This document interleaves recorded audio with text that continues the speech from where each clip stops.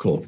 All right, we're going to go right to the whiteboard. And yesterday we were having a conversation on creating your future. Now, Keller Williams is a company of systems and tools, and the system we were using in order to have this conversation is the KPA, which is part of career visioning and is part of the system and how we look for talent and hire talent and keep talent. And part of that KPA process, part of the validation process is called a motivational interview.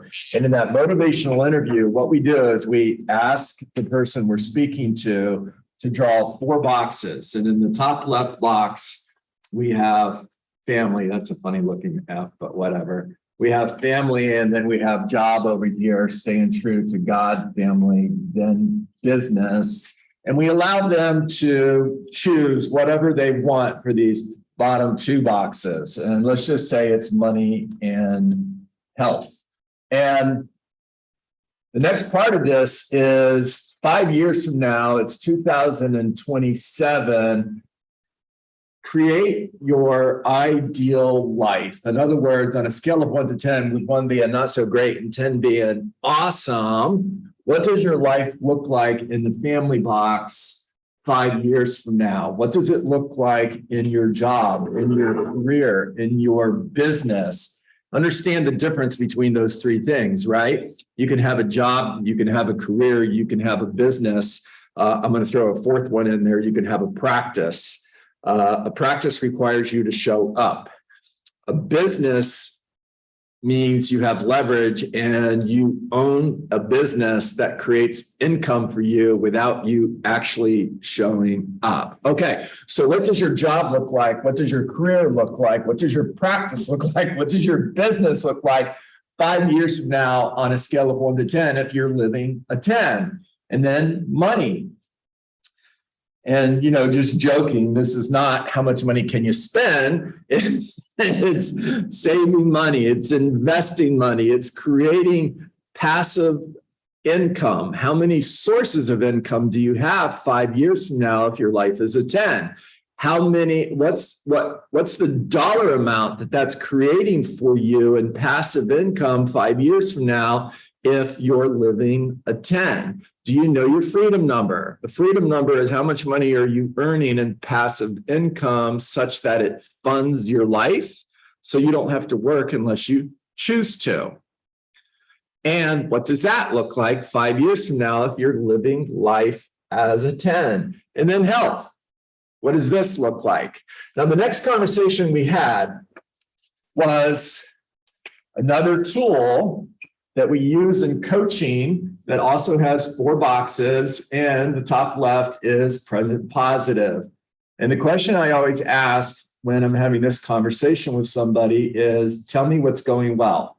What's working for you? And make a list. Present positive, future positive. Well, this is that future you just created 5 years from now. What does your life look like when you're living life as a 10, future positive? Now, what we learned yesterday, what we know is everybody, me included, wants to go straight from present positive to future positive. And we also learned that you can't do that. You first have to look at what are your obstacles. In other words, present negative.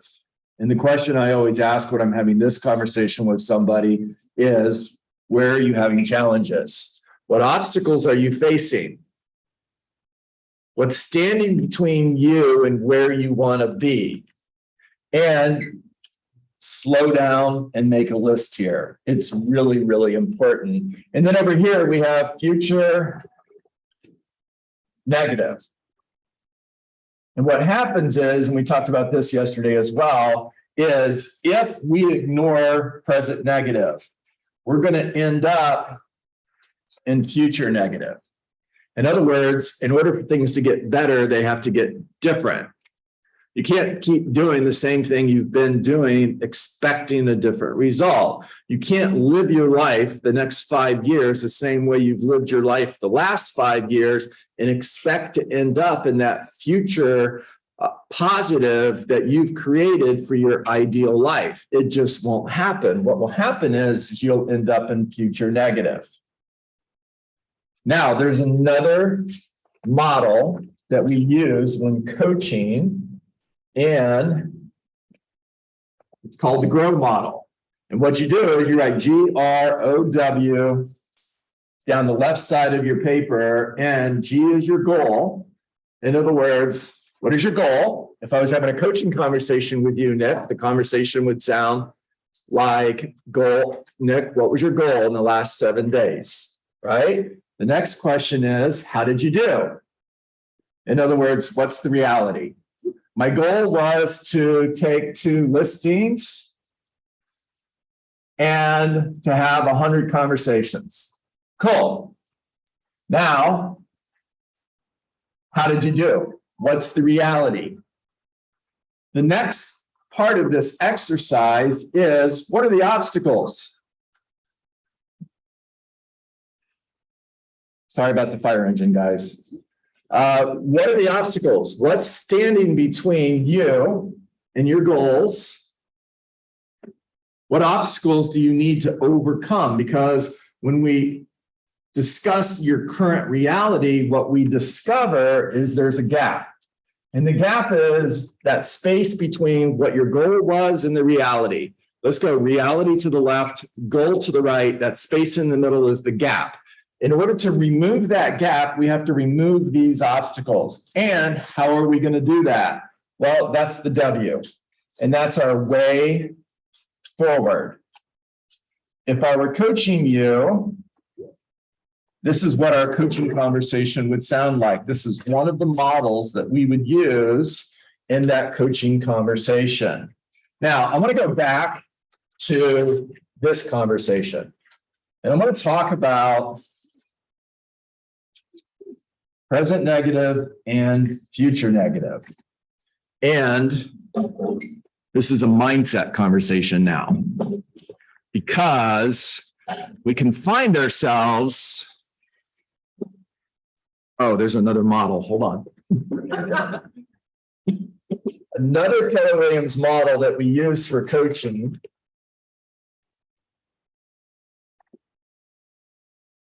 is called E to P. And this means E is what we do entrepreneurially, or what comes naturally, or what is easy. And what we find is when we operate below the line, we have ceilings of achievement. And in order to break through that ceiling, we have to work on purpose. We have to get coaching. We need better models. We need better systems. We need better people in order to break through that ceiling. Now, when we find ourselves living life below this line for an extended period of time, leave it there, please. For an extended period of time, that leads to frustration. It leads to resignation. It leads to eventually giving up and looking for greener pastures. And that's the conversation I want to have with you today.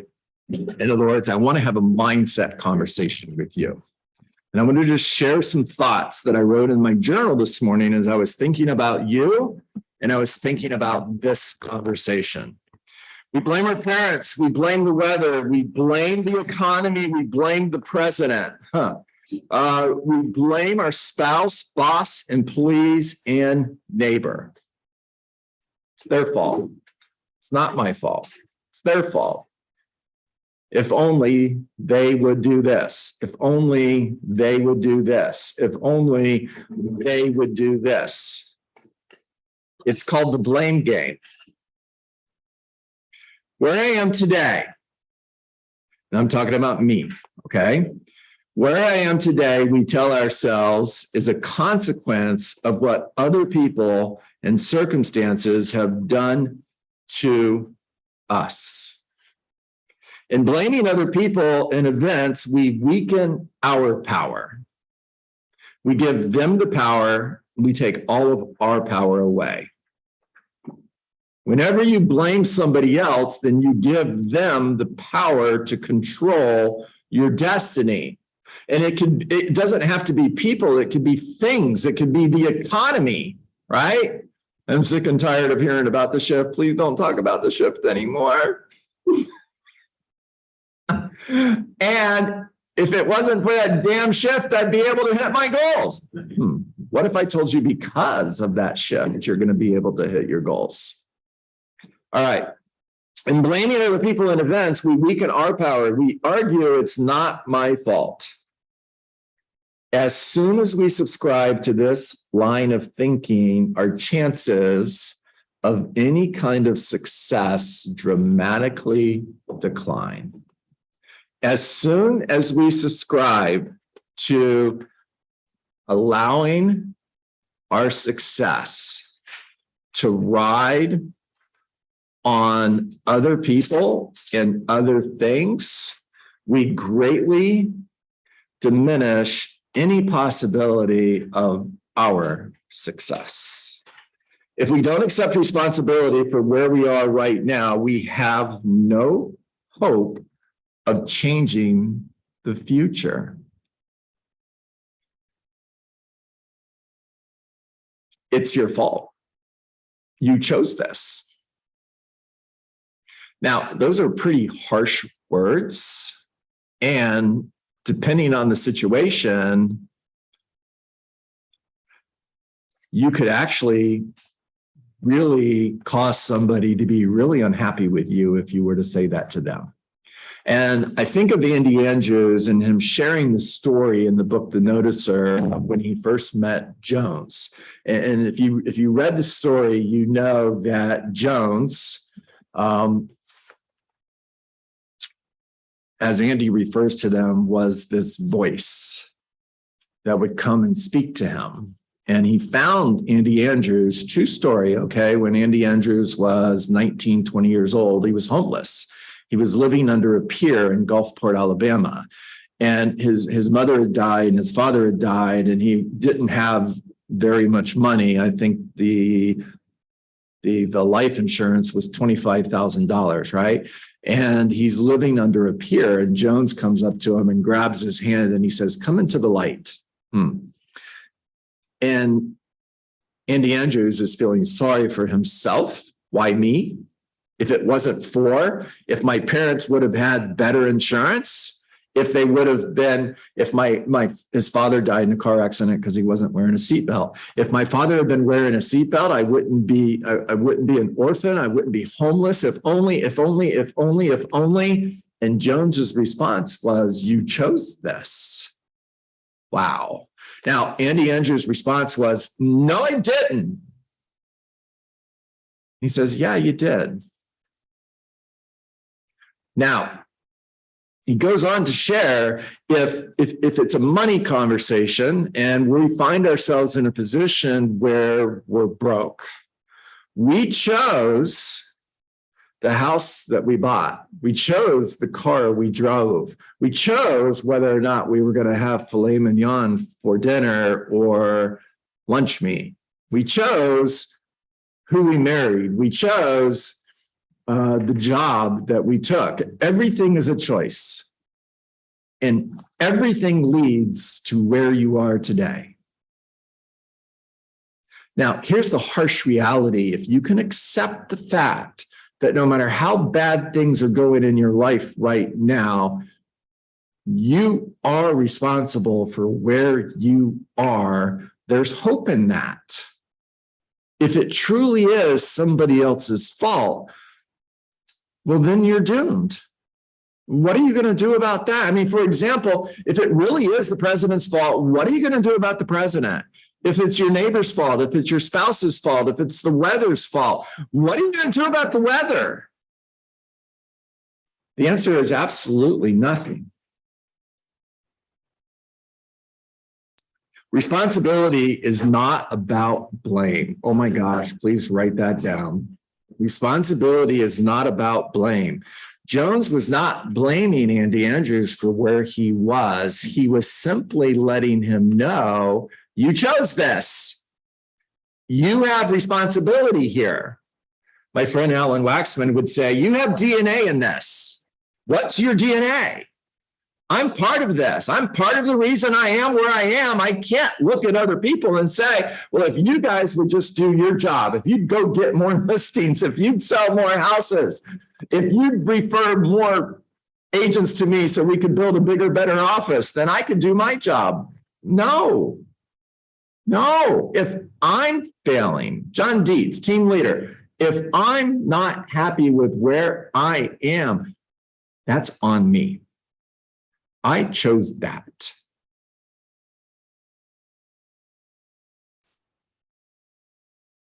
It's not about blame or making someone feel bad about their situation. Responsibility is about hope and control. We have the power to make choices that lead us to places we don't like. We have power to make choices that lead us to places we don't like. One of my mentors, Zig Ziglar, used to say, no matter how bad things are going in your life right now, no matter how bad your business life is, your personal life is, your financial situation is, no matter how bad things are right now, there is something you can do to make it worse. You thought I was going to say better, didn't you? And that's great news. If we can make choices that lead us to places we don't like, then doesn't it stand to reason that we could also make choices that lead us to a place we do like? Make better choices. This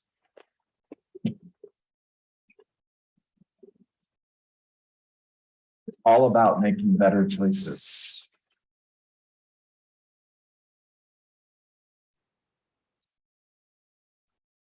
This is all about making better choices. I'm going to read one more thing to you.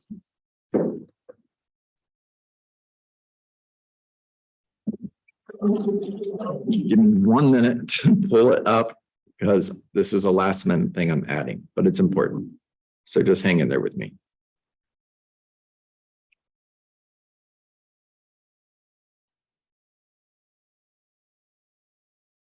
So one of the catchphrases that is used in business that I really don't like is golden handcuffs.